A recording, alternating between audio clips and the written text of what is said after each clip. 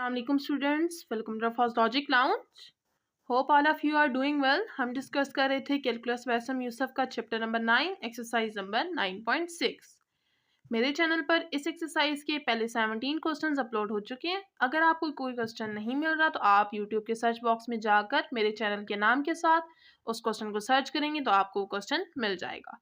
आज हम डिस्कस करने जा रहे हैं क्वेश्चन नंबर 18। तो विदाउट एनी डिले हम स्टार्ट करते हैं अपना क्वेश्चन की स्टेटमेंट आपको स्क्रीन पर शो हो रही होगी। क्वेश्चन की स्टेटमेंट आपको कह रही है आपने फाइंड करना है मिनिमम डिस्टेंस बिटवीन लाइंस। दो लाइंस हैं, पहली लाइन के 3 पॉइंट्स लिए हैं एक्स वाई जी। एक्स की वैल्यू है टी, वाई की वैल्यू है 3 - 2t और जी की वैल्यू है 1 - 2t।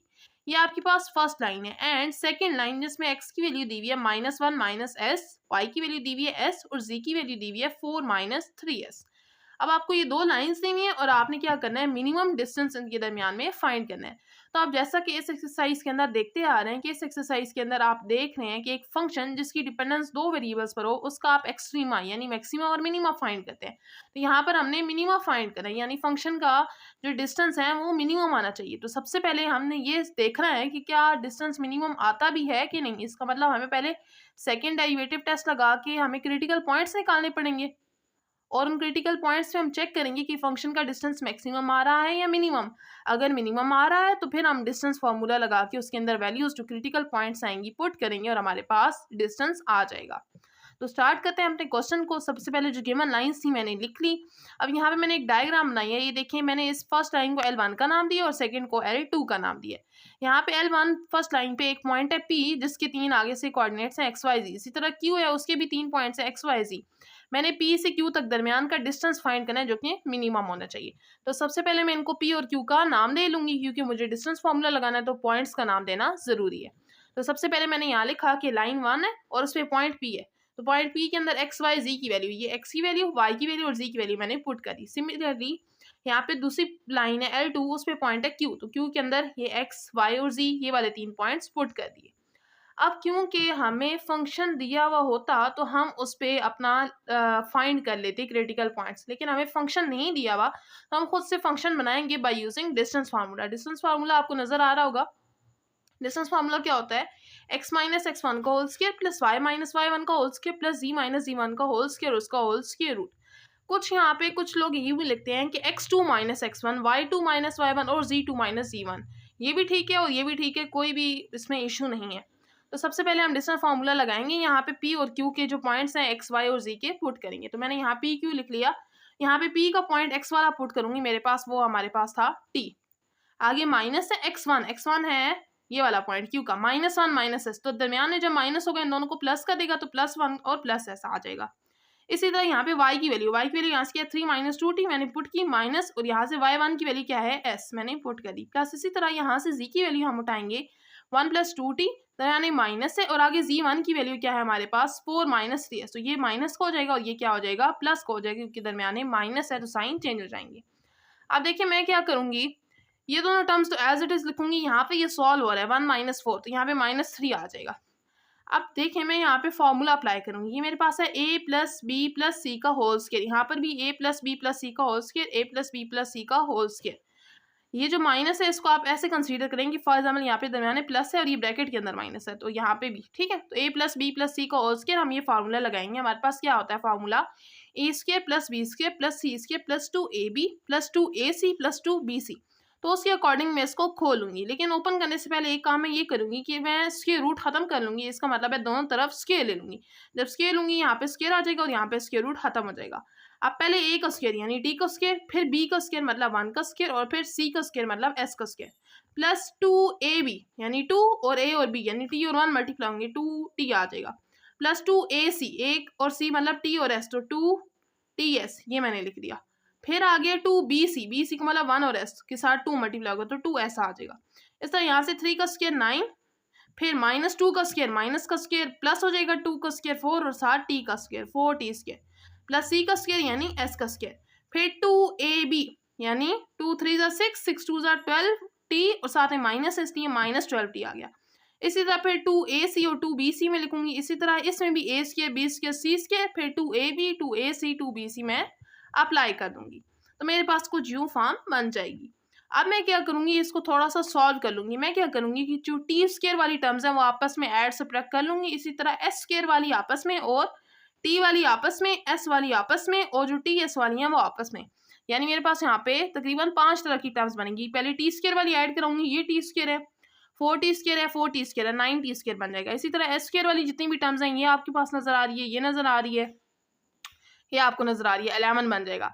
इसी तरह फिर जो टी वाली हैं उनको ऐड कराऊंगी, फिर जो एस वाली हैं उनको, और फिर जो टी एस वाली हैं उनको सॉल्व करा दूंगी। जो जो मेरे पास आंसर आएंगे मैं उनको लिख दूंगी। तो मेरे पास कुछ यूं कर की फॉर्म बन जाएगी। अब देखें, क्योंकि मैं यहाँ से फंक्शन बनाने की कोशिश करती हूँ, यहाँ पे पूरी की डिपेंडेंस 2 वेरिएबल्स पर आ रही है, टी और एस। ठीक है, तो यहाँ पे मैंने फंक्शन लिख लिया टी एस, लेट मैंने खुद की और आगे फंक्शन लिख दिया। फंक्शन बनाना क्यों जरूरी है कि फंक्शन की से ही तो हम क्रिटिकल पॉइंट्स निकालेंगे। तो सबसे पहले क्या करेंगे, फंक्शन की डिपेंडेंस टी और एस पर है, दोनों की रिस्पेक्ट से पार्शियल डेरिवेटिव्स लेंगे। तो यहाँ मैंने लिखा कि टी और एस की रिस्पेक्ट से पार्शियल डेरिवेटिव लेने वाले हैं। पहले टी की रिस्पेक्ट से लेंगे, तो टी यहाँ पर इन्वॉल्व है, यहाँ पे पावर लगेगा तो 18t आ जाएगा। यहाँ पे टी इन्वॉल्व नहीं है, ये कांस्टेंट है तो इसका डेरिवेटिव 0। इस तरह यहाँ पे टी की रिस्पेक्ट से टी का डेरिवेटिव 1 आ जाएगा, क्या रह जाएगा आपके पास 18s। इसी तरह यहाँ से भी टी की रिस्पेक्ट से टी का डेरिवेटिव 1 आ जाएगा, तो क्या रह जाएगा -22, और यहाँ पर टी इन्वॉल्व नहीं है। इसी तरह एस की रिस्पेक्ट से लेंगे, एस की रिस्पेक्ट से यहाँ पे पावर लगेगा 22s आएगा। उसके अलावा यहाँ पे एस की रिस्पेक्ट से एक्स का डेरिवेटिव 1 आ जाएगा, तो यहाँ पे 18t रह जाएगा। इसी तरह यहाँ पे एस की रिस्पेक्ट से एस का डेरिवेटिव 1 आएगा तो -22 रह जाएगा। देन मुझे सेकंड डेरिवेटिव्स भी निकालने हैं, यानी एफ टी टी, यानी जो टी की रिस्पेक्ट से आया है इसका अगेन टी की रिस्पेक्ट से। तो यहाँ पे टी वाला एक ही फंक्शन है, टी की रिस्पेक्ट से टी का डेरिवेटिव 1 आ जाएगा, तो क्या रह जाएगा 18। उसके बाद एफ टी एस या एफ एस टी दोनों इक्वल होते हैं, यानी टी का एस की रिस्पेक्ट से डेरिवेटिव लें या एस का टी की रिस्पेक्ट से। अगर टी का एस की रिस्पेक्ट से डेरिवेटिव लें तो एस वाली एक ही टर्म में 18 आ जाएगा, और अगर एस का टी की रिस्पेक्ट से डेरिवेटिव लें तो टी वाली भी एक ही टर्म है, तब भी 18 ही आएगा। देन सी, जिसको हम एफ एस एस कहते हैं, यानी एस की रिस्पेक्ट से अगेन इसका एस की रिस्पेक्ट से लेंगे, तो एस वाली एक ही टर्म इन्वॉल्व है, तो क्या आ जाएगा 22। मैंने इनको ए बी और सी का यहीं पर नाम दे दिए, क्योंकि मुझे सेकंड डेरिवेटिव टेस्ट में जब क्रिटिकल पॉइंट्स निकल आते हैं मुझे दोबारा से निकालने पड़ते हैं। तीनों कांस्टेंट आ गए तो पॉइंट्स की बगैर ही यहाँ पे मैंने लिख दिया ए बी सी। अब मैंने क्या करना है, क्रिटिकल पॉइंट्स निकालने के लिए मैं क्या करूंगी कि जो मेरे पास फर्स्ट ऑर्डर पार्शियल डेरिवेटिव्स यानी एफ टी और एफ एस आए हैं उनको 0 के इक्वल पुट करूंगी। तो एफ टी की ये इक्वेशन है और एफ एस की ये है, दोनों को मैंने इक्वेशंस का नाम दे दिया। अब मैं क्या करूंगी, मुझे इनको कुछ इस तरह से सॉल्व करना होता है कि कम से कम एक वेरिएबल कट जाए और एक की मेरे पास वैल्यू आ जाए। अगर मैं इन दोनों क्वेश्चंस को सब्ट्रैक्ट करूं तो सब्ट्रैक्ट के दौरान क्या होता है, नीचे वाली टर्म्स के साइन चेंज हो जाते हैं, तो 18t और 18t प्लस माइनस कैंसिल हो जाएंगे। एस की वैल्यू इस तरह से मेरे पास निकल सकती है, इसलिए मैंने यहाँ लिखा कि इक्वेशन 3 में से इक्वेशन 4 को माइनस करने वाली हूँ। तो मैंने यहाँ पे लिखी इक्वेशन 3, नीचे मैंने इक्वेशन 4 लिखी, दोनों साइन चेंज हो गए, ये कैंसिल हो गया, प्लस माइनस माइनस, तो यहाँ पे -4 ऐसा आ गया, ये भी कैंसिल, यहाँ पे 0, तो -4 0 के साथ आके डिवाइड हो जाएगा, तो एस की वैल्यू आ जाएगी 0। अब एस की वैल्यू 0 आई है, आपकी मर्जी आप 3 में पुट करें या 4 के अंदर पुट करें, किसी भी एक इक्वेशन के अंदर पुट करेंगे तो आपके पास टी की वैल्यू आ जाएगी। मैंने यहाँ पे इसको इक्वेशन नंबर 3 के अंदर पुट किया, यहाँ पे एस की जगह 0 पुट करूंगी तो मेरे पास कुछ यूं फॉर्म बन जाएगी। अब यहाँ से 18t रह गया, अब 22 राइट साइड में जाके पॉजिटिव हो जाएगा, 18 आके डिवाइड हो गया, 2 की टेबल से आ जाएंगे 11/9। तो हमारा क्रिटिकल पॉइंट क्या आ गया, 11/9, टी की वैल्यू और एस की वैल्यू 0, तो यह हमारे पास क्रिटिकल पॉइंट आ गया। अब पहले हम चेक करेंगे कि क्या इस क्रिटिकल पॉइंट पे जो हमारा डिस्टेंस आता है वो मिनिमम है भी या नहीं, उसके लिए हम सेकंड डेरिवेटिव टेस्ट अप्लाई करेंगे। अब यहाँ पे मैंने क्रिटिकल पॉइंट्स लिख लिए, ए बी सी की वैल्यूज मैं पहले ही निकाल चुकी थी। अब मैं डी निकालूंगी, यानी मैट्रिक्स यहाँ पे ए बी बी सी आपस में क्रॉस मल्टीप्लाई हो जाते हैं और दरमियान में माइनस आ जाता है, तो ए सी माइनस बी का स्क्वायर, ए की वैल्यू सी की वैल्यू माइनस बी की वैल्यू, 18 को 22 से मल्टीप्लाई कराऊंगी 396 आएगा, माइनस 18 का स्क्वायर 324, माइनस कराऊंगी 72 जो कि ग्रेटर देन 0 है। अगर डी की वैल्यू ग्रेटर देन 0 हो तो फिर हम ए को चेक करते हैं, ए की वैल्यू भी ग्रेटर देन 0 है तो हम कहते हैं कि फंक्शन का मिनिमम एग्जिस्ट करता है। तो हम यहाँ लिख देंगे क्योंकि डी की वैल्यू भी ग्रेटर देन 0 है और ए की वैल्यू भी ग्रेटर देन 0 है, तो ये जो फंक्शन है टी और एस की डिपेंडेंस आ रही है जिस पर, वो इस पॉइंट पे लोकल मिनिमम है। ठीक हो गया। अब मैं डिस्टेंस अपना फाइंड कर लूंगी, तो मेरे पास पॉइंट्स थे पी और क्यू, पी मेरे पास ये था और क्यू मेरे पास ये था।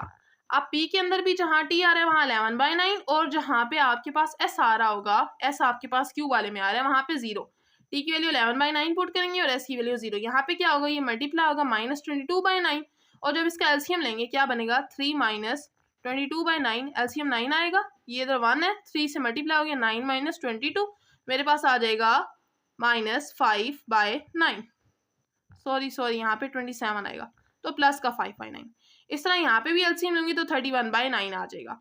और इसी तरह अब मेरे पास P के पॉइंट्स आ चुके हैं कांस्टेंट टर्म्स में। इसी तरह Q है, S की जगह 0 पुट करूंगी तो यहाँ से -1 आएगा, यहाँ से 0 और यहाँ से 4 आ जाएगा।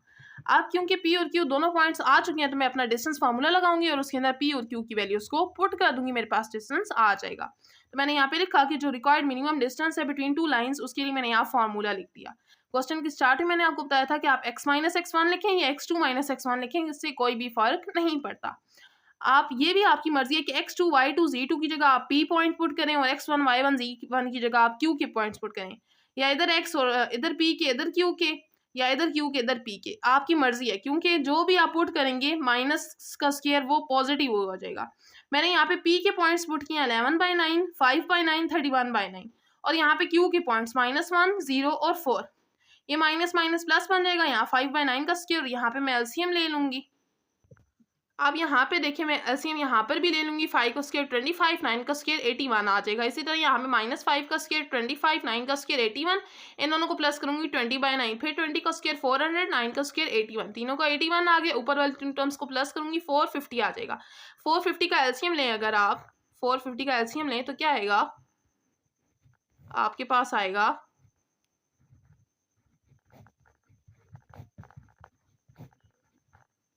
आपके पास आया है 2 एक दफ़ा, 5 2 दफ़ा और 3 2 दफ़ा। तो मैंने यहाँ लिखा 2 × 5 का स्क्वायर × 3 का स्क्वायर।